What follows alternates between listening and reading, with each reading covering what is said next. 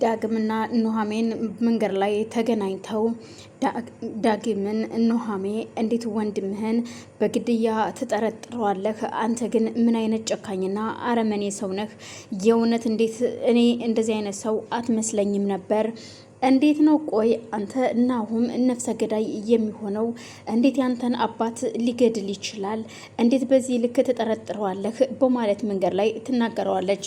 እሷም አንቺ ግን ቆይ እንዴት ነው ቆይ በዚህን ሰዓት የአባቴ መሞት ነው የሚቆጨው ወይስ የናሁም መጠርጠር ነው? በማለት እሱም ሲጠይቃት አንተ የአባትህ መጥፋት እንዳለ ሆኖ እኔ ሳላዝን ቀርቻ አይደለም።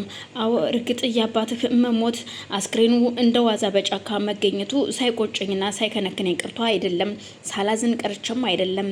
ግን ደግሞ በዚህ ልክ ናሁምን መጠርጠር አልነበረብህም። ናሁም እኮ በጣም ነው የሚወድህ። አንተ ጊዜ ቦታ ስለሌለህ ስለማትጠይቀው ስለማታየው ግንፍል ስለሚያደርግህ ነው እንጂ እኮ ናሁም እጅግ በጣም የሚሳሳልህ ወንድምህ ነው። እንዴት ናሁምን በዚህ ልክ ተጠረጥረዋለህ? በማለት ትናገረዋለች። ምን ነው ቆይ አንቺ ገና ለገና የሆነ ነገር ስታወሪ የናሁም ስም ካፍሽ ላይ ካልመጣ መናገራችም፣ ስለዚህ አሁን የናሁምን ስምታይና ስለኛ እናውራ በማለት ይጠይቃታል። እኔ በየትም ዛሬም ነገም ምንጊዜም ሁልጊዜም ናሁም ነው የምለው። ስለዚህ ከናሁም ውጭ የምናገረውም የማወራውም የለም ይላታል። ግን ደግሞ ዳግም እንዴት እንደዚህ ትኛለሽ? እኔ አሁን አላቅም ነው ወይስ ሰርጋችን ስለደረሰ ሰርጋችን ለማጨናገፍ ፈልገህ ነው? እንደዛ ነው አይደለ ስትለው፣ አንቺ ቆይ ስለ ሰርግ ነው የምታስቢው? እኔ አባቴን ነው እኮ ያጣሁት በማለት ይውልሽ ደግሞ ናሁምን እየጠረጠርኩበት ምክንያት ቢኖር ምክንያቱም እኔ አባቴን የሚጠሉት ዳግምና እናቴ ኑሐሚን ይኸውልሽ አዳምጪኝ፣ ተረጋጊና እናቴና ናሁም እጅግ በጣም ይጠሉታል አባቴን። ስለዚህ የምጠራጥረው ሁለቱን ነው፣ ከነሱ ውጭ ሌላ የምጠረጥረው ሰው የለኝም ይላታል። አንድ ነገር ልንገርህ፣ እናትህም ከእንደዚህ አይነት ነገር ንጹህ ነች። እናትህንም አትወንጅላት። ስለዚህ ወንድምህ ነው። እባክህ ተረጋጋና ተረጋግተህ አስብ። አንተ ግን እንዴት በዚህ ልክ ጨካኝ ትሆናለህ? እንዴት ሄደነው ፖሊስ ጣቢያስ ቃልህን ናሁም ብለህ ቃል የሰጠኸው? ምን አይነት አረመኔ ነህ? አሁኑኑ ሂደህ ያንን ነገር እንድታስቆም ነው እኔ የምጠይቅህ። አይካልክ ግን ይኸውልህ ነግሬሃለሁ በማለት እሷም ታስፈራረዋለች። ዳግም ግራ ተጋብቶ አንቺ ግን ቆይ የሰው ፍቅር የማይገባሽ ነሽ በማለት ቆይ እንደዚህ ያልክኔን ያንተ ለማድረግ አስበህ ከሆነ ተሳስተሃል። እኔ ዛሬም ነገም የዳግም ነኝ፣ የናሁም ነኝ። ዳግም ይኸውልህ መጀመሪያም ነግሬሃለሁኝ፣ በውህትነት ልቀርብህ እችላለሁ፣ በሌላ መንገድ እንዳታስበኝ ብዬ አስጠንቅቄሃለሁ። ለምን እንደዚህ እያልክ እንደሆነ እየገባኝ አይደለም አሁን ላይ በማለት ስትናገረው እሷም ጥላው ትሄዳለች። በዛን መሀል እሱ ወደ ኤርሚያስ ጋር ኤርሚያስ በድንገት ይደውልለታል። ስልክ ሲደውልለት ስልኩን ካነሳ በኋላ እንዲያገኘው ሲነጋገሩ ችግር የለውም የቀጠርከኝ ቦታ አመጣለሁ ጠብቀኝ በማለት ዳግም ወደ ኤርሚያስ ጋር ለመሄድ እየገሰገሰ ያለ ኤሚ ደግሞ እናቷ ሂደሽ እሱ ጋር ሁሉን ነገር እንድታጣሪ ይፈልጋለሁ፣ ቪዲዮ ከሱ እጅ ላይ ያለ የለም የሚለውን በማለት ጠይቃት ስለነበረ ኤሚ ትደውልለትና አሁኑኑ ማግኘት እፈልጋለሁ አንተን፣ ምክንያቱም ይኸውልህ ከኤርሚያስ አንድ ነገር ልንገርህ፣ ወንድሜን ከማግኘትህ በፊት ነው ላገኝህ የምፈልገው ስትለው እሺ በማለት ኤርሚያስም ኤሚን ለማግኘት ይቀጣጠራሉ። ኤሚም ሳልወድ በግዴ አሁን አንተን ደግሞ ልለማመጥ ነው እያለች እየተናደደችም ቢሆን ስትሄድ ታገኘዋለች። መኪና ውስጥ ስትገባ ሊስማት ሲል በፍጹም እንዳስመኝ ዝም ብለ ቁጭ በልና ማውራት ያለብንን ማውራት አለብን ስትለው የሆነ ካፌ ቁጭ ብለን እናውራ በማለት ወደ ካፌ ይሄዳሉ። ካፌ ሄደው ሲያወሩና እንዴት የዳግምን አባዬ ሲገለው የሚያሳየው ቪዲዮ እጅህ ላይ አለ የለም በማለት ታፋጥጠዋለች። ምን እያልሽ ነው ያለሽው? ግን እንዴት ነው አንቺም እንደዚህ የምታወሪው? በማለት አሁን ነገር ልንገርህ፣ እሱን ነው የምፈልገው። ትክክለኛ እርግጠኛ ማስረጃው ካለህ አሳየኝ፣ ምክንያቱም እኔ መረጃ ላገኝ አልቻልኩም በማለት ትጠይቀዋለች። እሷም ስትጠይቀው ኤርሚያስ እሱ ጋር ምንም አይነት ቪዲዮ እንደሌለ ስለሚያውቅ እዩልሽ አሳይሻለሁ ከፈለግሽ ሲላት አሁኑን እንድታሳየኝ እፈልጋለሁ በማለት እሷም ታፋጥጠዋለች። እቤት ነው እንጂ እኔ አሁን አላስኩትም ሲላት አየህ እንደዚሁ ገንዘብ ለመቀበል ስለፈለግ ከዛች የተረገመች ሀምራን ጋር ተመሳጥራችሁ እንደሆነ እርግጥ ነው። ስለዚህ ቪዲዮ የለህም። ከዚህ በኋላ ይልህ አርፈ እንድትቀመጥ ነው የምነግርህ ኤርሚያስ።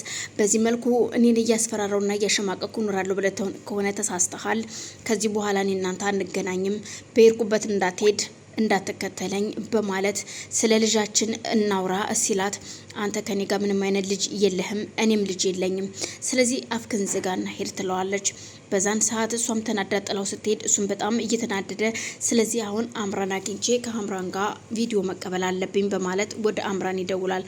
አምራን ካቶሊኩን የተቀበለችውን ብር እስከምጨርስ ድረስ እሷም እየተዝናናች ስለነበር በአጋጣሚ ወደ አንድ መጠጥ ቤት ሲሄድ እያገኛታል። እንዴት ነው ባክሽ በጣም ተቀይረሻል፣ ስልክሽን ስደውልልሽ ደግሞ ስልክሽ አይሰራም ሲላት ስልኬማ አንተ አስደግፈኝ ሄድክ ከፈልኩትኝ እዳ በማለት ትነግረዋለች። እና ታዲያ አሁን ቆየት ነው ያለሽው አንቺ አቶሌኩን ምን አይነት መርፌ ቢወጉሽ ነው እንዴት ተረጋጋሹ ሲላት ምን አገባህ ወድቄ መቀር መስሎህ ነበር እንዴ ተነስቻለሁ ስትለው አሁን ይልቁንስ ቁም ነገር እንድናወራ ፈልጋለሁ። የዛ የአቶሌኩን ሰው ሲገል የነበረው ቪዲዮ ቅሬቱ አለሽ ወይ ሲላት በፍጹም ምንም ነገር የለኝም እንዳለ ወስዶታል፣ አጥፍተውታል። ስለዚህ ካወቅሽ ታዲያ ስልክሽ ካለ እኮ ቪዲዮውን የሚያውቁ ሰዎች አሉ ማስመለስ ይቻላል በማለት አያስፈልግም ትለውና እሷም ተነስታ የተጠቀሙትን እንዲከፍል አዛው ትታው ትሄዳለች። በዛን ሰዓት ኤርሚያስ በጣም ይናደድና እኔ አሁን ምን ልከፍል ነው በማለት እሱም ተረኛ ቃላጥፍ ነው በማለት ቻውን ማውራት ይጀምራል። አምራንም ጥላው ትሄዳለች። ናሁም ከፖሊስ ጣቢያ ስልክ ተደውሎለት የአባቱ ዲኤንኤ ውጤት እንደደረሰ ሲነገረው እሱም እሺ በማለት ወደዛ ይሄዳል። መርማሪውም የአባቱ ዲኤንኤ ምርመራ ውጤቱን የሱ አባት እንዳልሆነና የሌላ ሰው እንደሆነ ሲነግረው እጅግ በጣም አዝኖ ልቡም ተሰብሮ እንዴት አባቴ ግን በዚህ ልክ እንደዚህ ሊሆን ይችላል? ማን ነው ታዲያ የአባቴን ብራዝሌት ያደረገው እያለ ወንድሜንም እንደዚሁ ያለ ስራው ያለ ኃጢአቱ ጠረጠርኩትኝ፣ እናቴንም ጠረጠርኳት። አሁን እሺ እንዴት ብዬ ነው ወንድሜንስ አይኑን የማየው በማለት እዛው ጠረጴዛ ላይ ተደፍቶ ማልቀስ ይጀምራል። እንዴት ነው እንደዚህ አይነት ነገር ሊፈጠር የሚችለው? ቆይሽ የአባቴንስ ብራስሌት ማን ሊወስደው ቻለ? ከዚህ ሰውዬ አስክሬን ጋር እንዴት ሊገኝ ቻለ? የአባቴ ብራስሌት በማለት እጅግ ተጸጽቶ እያለቀሰ ወደ ቤቱ ተነስቶ ይሄዳል። ወደ ቤት በሄደበት ሰዓት እናቱን ብቻ ነበር ያገኘውና ሁሉንም ነገር ለእናቱ ይነግራታል። እናም እሷን በጣም ደስ አላት የአባቱ አስክሬን አለመገኘቱ አንድ አለመሆኑ። ግን አሁን ላይ ደግሞ እሷም የሆነ የራሷን ጥርጣሬ አምጥታለች። ምክንያቱም የእሱ አባት ለይኩን እንጂ እናም ልጇ ኤሚን ስትጠይቃት እዩልሽ አሁን ያንቺ እርዳታ ያስፈልገኛል ልጄ ትላታለች። እሺ ቆይ መጣው አንዴ በማለት እሷም ወጣ ትላለች። እናም ዳግም እናቱን ሲያናግራት እማዬ እዩልህ አሁን ያለ ስራው ወንድምህን ጠርጥረኸዋል፣ እናም አሁን ይቅርታ ልጠይቀው ይገባል ስትለው እማዬ እባክሽ እንደዚያ ታስጨንቂኝ፣ ከቻልሽ አንቺ ይቅርታ ጠይቂልኝ። ቆይ ግን አንተ በሰርጉ ዕለት እንደዚህ መናገር አልነበረብህም፣ አስብና ስተውል ትለዋለች። እናም እናቱ ስለ ወንድሙ ሰርግ ስታነሳበት ለካ ሰርጉም አለ፣ አሁን ለካ ሰርጉ ሊሰረግ ነው ይሄ ነገር ከቆየ በማለት ወንድሙን ለመቃወም ይጀምራል። ቆይ አንተ ግን ምን እያሰብክ ነው? የወንድምህን ሚስት መቀማት ነው እንደምትፈልገው? እንዴት እንደዚህ አይነት ነገር ታደርጋለህ? በማለት እሷም ስትቆጣው በፍጹም እኔ እንደዛ አይደለም።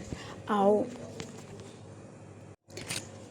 ስለዚህ እናሁን መጀመሪያም አያፈቅራትም አያፈልጋትም ነበር። አሁን እኔ ሲይዛት ነው እሷን እየወደደው በማለት ናሁምን መመቀፍ ሲጀምር እናትም እጅግ በጣም ተናዳ እንዴት በወንድም ላይ እንደዚህ ታደርጋለህ አጸያፊ ነገር በማለት ትቆጣውና እሱም ተነስቶ እሺ አሁን ይቅርታውን አንቺ ጠይቂው ብሎ ትቷት ይሄዳል። ናሁም እንደሄደ ኤሚና ኑሐሚን ቁጭ ብለው ያለበትን ቦታ ይከታተላት ስለነበረ ይሄዳል። ቆይ ዳግም መጣ በማለት ለኑሐሚን ስትነግራት ኤሚ ቆይ ይሄ ሰው ይከታተለናል ማለት ነው እንዴት ሊመጣ ቻለ በማለት እሷም ተናዳ ስለነበር እሺ ምን አዲስ ነገር አለ? ለነገሩ ነግር ያለው ዳግም የእውነት ደስ ብሎኛል የአባት ዲኤንኤ አለመሆኑ። እርግጥ የአባት መጥፋት ቢያስጨንቀንም ደግሞ ግን የሱ ሬሳ አለመሆኑ ደስ ብሎኛል ስትለው ኑሐሚን በጣም ስሜታዊ ሆና አንተ እየተረገምክ ያለምንም ኃጢአቱ ነበር ለካ ናሆምን ስጠረጥረው የነበረው በማለት ትናደድበታለች። ቆይ አንቺ የሱ መጠርጠር ምን ነው እንደዚህ አቃጠለሽ አንገባገበሽ? በማለት ያለ ኃጢአቱ ያለ ስራው እንዴት ትለዋለህ? ዛሬም ነገም ቢሆን እኔ ከናሆም ጎን ነኝ በማለት ስትናገረው ፍቅር እንዲያ